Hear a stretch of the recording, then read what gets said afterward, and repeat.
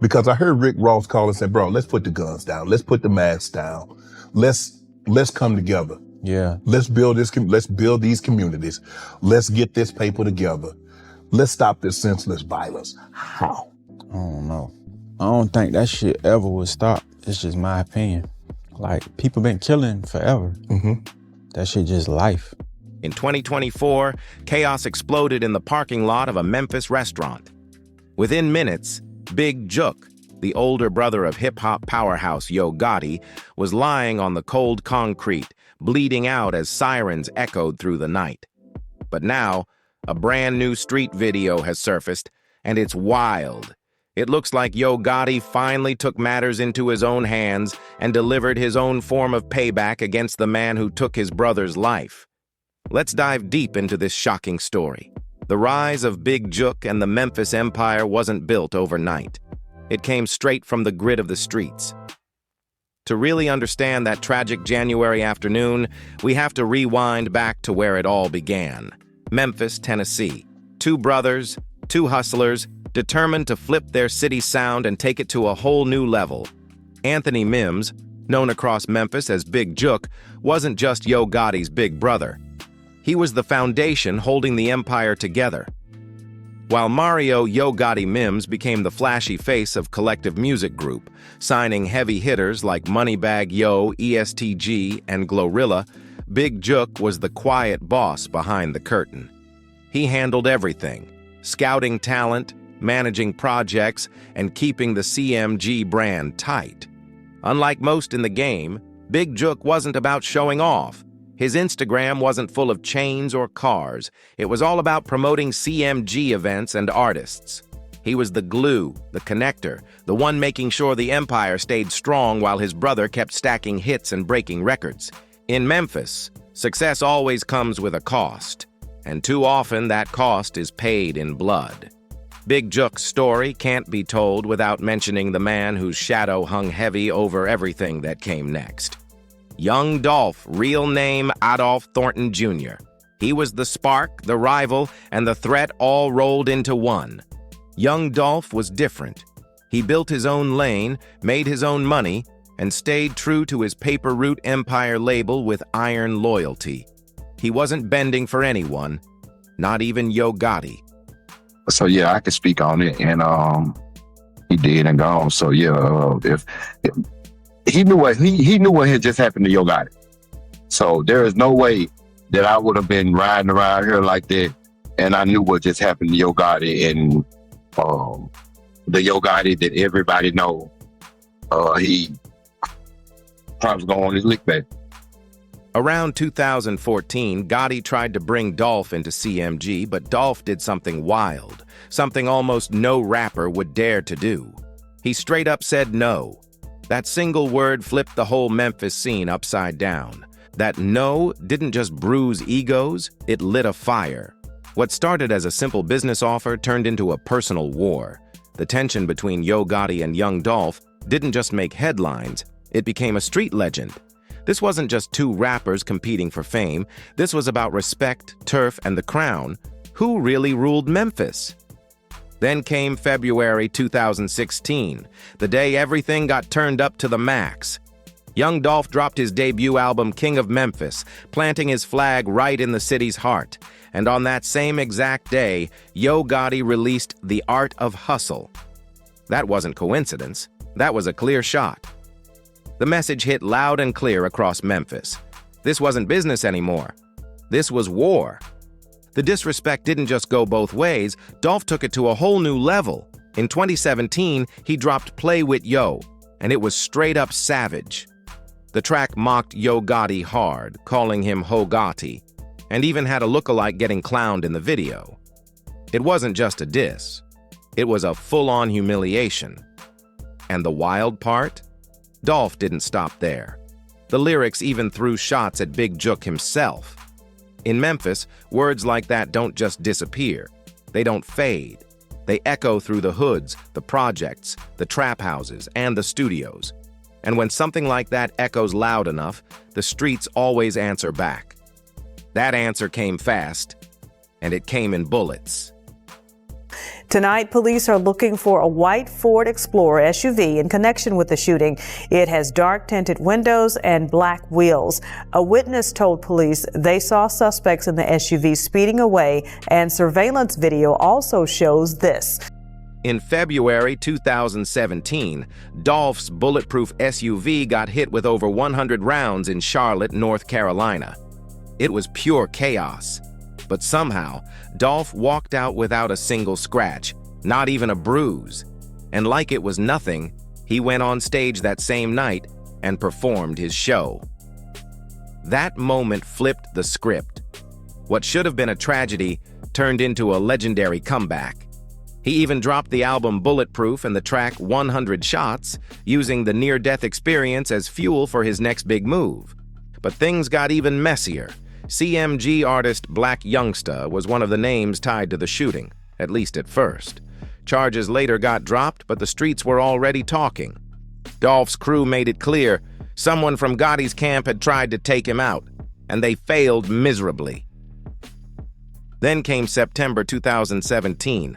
Another crazy twist. Dolph got shot multiple times outside the Loews Hollywood Hotel in Los Angeles. Guess who was staying at the same hotel that night? Yo Gotti.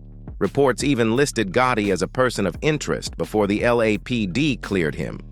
But his associate, Corey McClendon, ended up arrested for attempted murder, only to be released later without charges. Through all the chaos, Dolph just wouldn't stop. He kept dropping music, stacking money, and talking his talk louder than ever. Every bullet, every headline, he turned it all into motivation.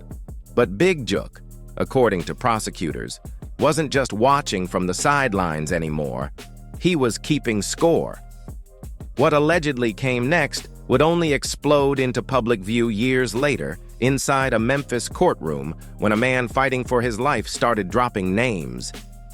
Prosecutors claimed that Big Jook, tired of years of disrespect and failed hits on Dolph, decided it was time to end things for good. They say he put a bounty on young Dolph's head, $100,000 for whoever could finally silence him forever. And it didn't stop there. Court documents that later surfaced during the trial revealed something straight out of a movie, an alleged hit list. At the top was young Dolph himself, marked at $100,000. Right beneath him was Key Glock, Dolph's cousin and the next biggest name on Paper Route Empire, supposedly worth $50,000. The papers even mentioned more targets: Pre-Woo at $50,000, Snoop Bands at $20,000, and Moochie Grape at just $5,000. If what the prosecutors were saying was true, Big Jook wasn't just running a record label. He was allegedly running a personal war against Paper Route Empire itself. And then came November 17th, 2021, the day everything changed. If it's something about you I just don't respect, bro, I can't sit and fake and act like it's all good. That's understandable. Know what I'm saying? Right. Like the first time I even met little dude, go in the studio. First time. He sent everybody out the studio. Like, let me holler at dog. Like, man, you got your own everything, bro. You popping. Like, but you got the money, you got your team, you got this, you got that. Like, bro, I'm telling you, we can do this. Someone finally cashed in on that so-called bounty. That morning, the day before Thanksgiving, young Dolph pulled up to Makita's homemade butter cookies, a small bakery in South Memphis he'd been visiting for years. It wasn't just any visit. He was in town for his annual turkey giveaway, giving back to the same streets that raised him. He walked inside like always, just trying to grab his favorite cookies, but tragically, he never walked back out. In broad daylight, two men rolled up in a stolen white Mercedes-Benz, armed with a semi-automatic rifle and a handgun. Without hesitation, they fired through the bakery's windows. 22 shots ripped through the glass, hitting Dolph again and again. The entire attack was caught on surveillance cameras, cold, precise, and heartless. The video showed no hesitation, no warning, just a calculated hit in the middle of the day. Memphis stopped in shock that afternoon. A hometown hero gone. A war that had been building for years finally erupting in the most brutal way imaginable. Memphis was stunned. The city froze in disbelief. Tributes poured in from every corner of the music industry, with fans and artists mourning the loss of a hometown legend. But behind the scenes, not everyone was crying. In certain parts of the city, whispers turned into cheers. Some people were celebrating. The streets were split. Grief on one side, satisfaction on the other. The investigation kicked off fast and hard. By January 2022, police had already locked in on two men they believed pulled the trigger. Justin Johnson, an up-and-coming rapper who called himself Straight Drop, and Cornelius Smith. Then came the alleged mastermind, Hernandez Govan, accused of being the one who organized the hit. And to make things even wilder, Justin Johnson's own half-brother, Jamarcus Johnson, got charged as an accessory. But nobody cared just about who fired the shots. The whole city wanted to know why. What was behind it all? And most importantly, who gave the order? That chilling answer didn't surface until September 2024, when Justin Johnson's trial finally began. What happened in that Memphis courtroom was straight out of a crime drama. Shocking, messy, and unforgettable. Cornelius Smith, staring down a life sentence, decided to switch sides and testify against his own co-defendant. His move sent shockwaves through the courtroom and the whole hip-hop community. Smith dropped bombshell after bombshell. He told the court that he and Johnson had been recruited by Hernandez Govan to handle a $100,000 hit, and that the cash allegedly came directly from Big Jook himself. According to Smith, the plan was clear. Each shooter would pocket $40,000, and Govan would take the rest as a finder's fee. But just when it seemed like the story couldn't get any darker, it did. The next twist took everything to another level, exposing secrets that had been buried deep in Memphis for years. According to Cornelius Smith's shocking testimony, that big payout he was promised never showed up. Instead of the $40,000 he thought he'd get, he only received a pathetic $800, 8 $100 bills. He said it came in two parts. One payment of $500 slipped into a letter sent from someone using Justin Johnson's phone, and another $300 handed to his girlfriend on a random street corner. Can you imagine that? $800 for taking a man's life, a move that would forever shake the Memphis rap scene. But Smith wasn't done dropping bombs. He claimed that after the murder, someone connected to CMG came through with $50,000 to cover his legal fees. When prosecutors pushed him to name names, Smith admitted he didn't know exactly who arranged it, but he stood firm that the money came from Gotti's camp.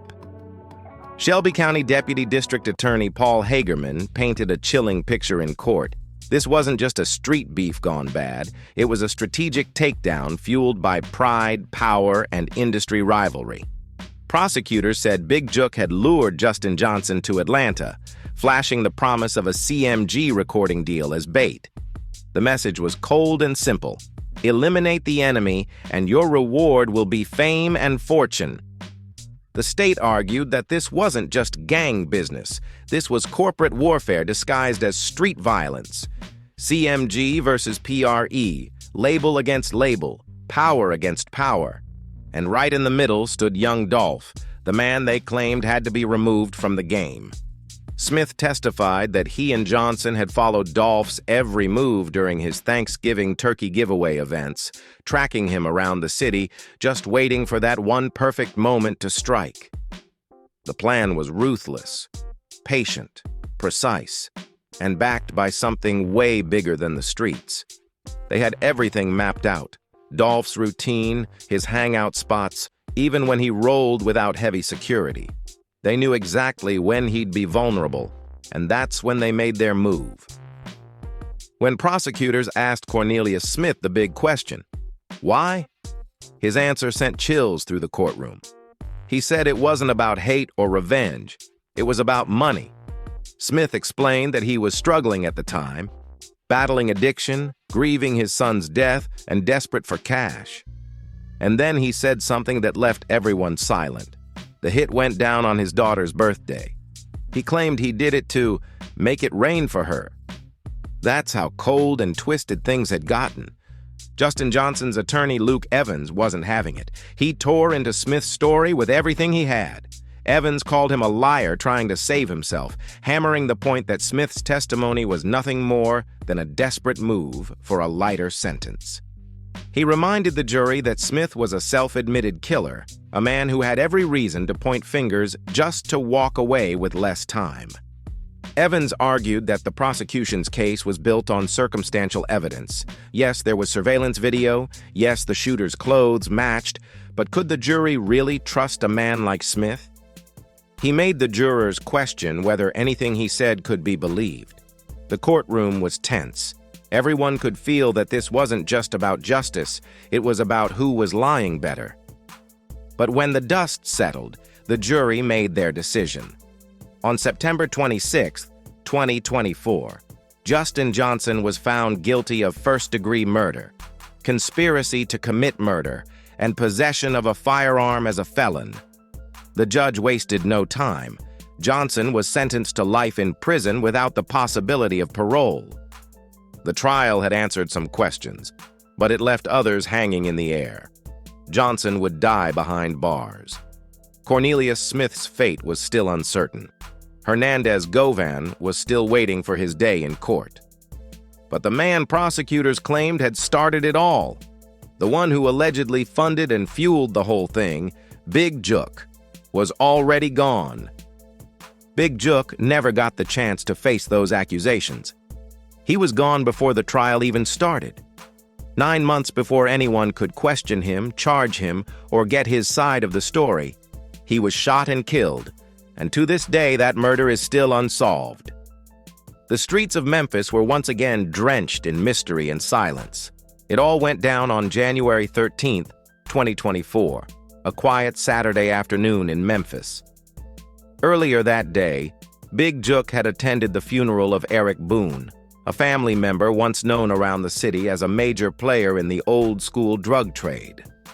After the service, family and friends gathered for the repast at Perignon Restaurant and Event Center on Winchester Road in Hickory Hill, a time meant for peace, not bloodshed.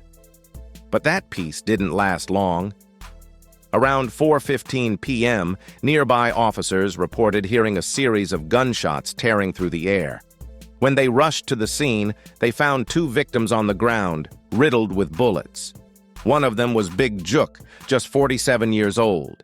He was rushed to the hospital, but doctors couldn't save him. He was pronounced dead shortly after arriving. The second victim somehow survived and was listed in stable condition. Witnesses told police they saw the shooters speed off in a white Ford Explorer with dark-tinted windows and black wheels. Surveillance cameras caught the vehicle peeling away from the scene, but that's where the trail went cold. Cops released still images to the public, begging for information, but weeks turned into months. And then, nothing. As of August 2025, there are still no suspects, no arrests, and no official answers. Memphis police claim the investigation is ongoing, but people in the city can't stop asking one burning question. How can a man that famous, killed in broad daylight, surrounded by cameras and witnesses, still have no justice? How does a murder caught on surveillance, with a high-profile victim who made national headlines, still go unsolved? It's the kind of silence that speaks volumes, the kind that makes people wonder if the truth is being hidden, or if the city's most dangerous secrets are just too deep to uncover. Some say the truth behind Big Jook's murder is buried deep in the code of the streets, where silence is loyalty and revenge never sleeps. Others think something way darker is at play, something that runs deeper than street beef or rap rivalries. But maybe the most haunting clue of all came straight from Big Jook himself, just one day before he died. On January 12, 2024, Big Jook posted a photo on Instagram that now feels like a chilling prophecy. His caption read, "They don't want to face you. They want to snake you. Stay alert too. Stay alive. Watch your back at all times." 24 hours later, he was gone. Did Big Jook know something was about to happen? Had someone warned him? Or was it just the mindset of a man who'd spent his life in the middle of danger, always watching, always waiting for that next move. We might never know the truth, but one thing's for sure. That post hit different once the news of his death broke. With no official answers and no arrests, speculation has exploded across Memphis. The timing of Jook's death, coming right after years of rumors about his role in young Dolph's murder, but before he could ever be charged, has left people drawing their own conclusions. Some say it was karma, others call it cover-up, and plenty believe it was straight-up revenge. Then came the social media storm. After news of Jook's death spread, a few people linked to Paper Route Empire dropped some cryptic posts online, messages that seemed to celebrate instead of mourn, full of dolphin emojis, season references, and shady undertones. Fans started connecting dots instantly, wondering if those posts were subtle shots at CMG. Still, not everyone's convinced. Some argue folks are just reading too deep into random online talk, typical internet noise.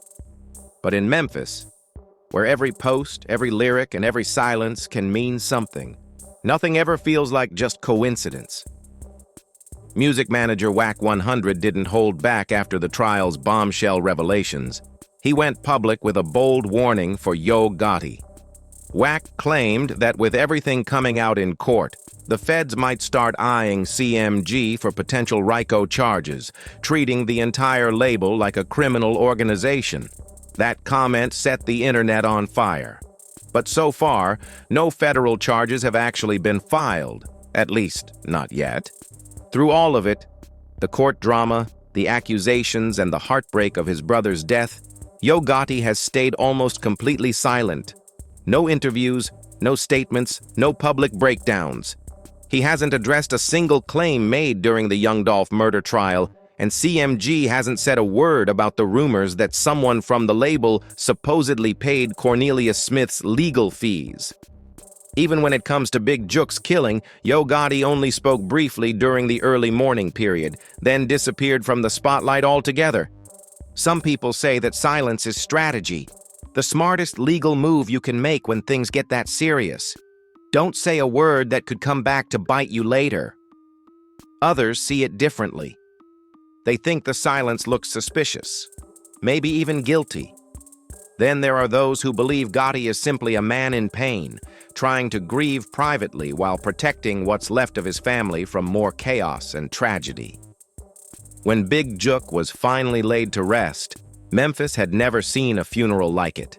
The streets were locked down tight, helicopters circling overhead, snipers on rooftops, and a massive police presence surrounding the area. It looked less like a funeral and more like a high-security operation. The message was loud and clear. No one was taking any chances.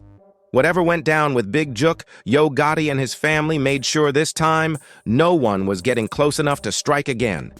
21 Savage's words hit deep because they expose a harsh truth that too many people try to ignore. In certain corners of the hip-hop world, violence has become the norm, a brutal part of the price you pay for fame, loyalty, and respect. It's like people have accepted that bloodshed is just part of the game now. And that's the saddest part of all. Young Dolph is gone. Big Jook is gone. Justin Johnson will spend the rest of his life behind bars. And yet, the cycle keeps spinning. One life after another, one headline after another. The same pain, the same revenge, the same tragedy, repeating over and over again. As this story closes, the questions still haunt Memphis like ghosts in the night. Who really killed Big Jook? Will anyone ever face charges? Or will this just become another cold case buried under street silence and fear? The investigation is still open, and the Memphis Police Department continues to ask for tips through Crime Stoppers. But in a city where talking can get you killed, where silence is the only way to survive, justice feels like a dream slipping further away. The war between CMG and PRE may have slowed down, but the scars are everywhere, and the damage runs deep. How many more lives will it take before someone finally breaks the cycle? If you found this story powerful, make sure to like, subscribe, share, and drop a comment below. Let's keep the conversation alive and shine light on the truth Memphis still deserves to see.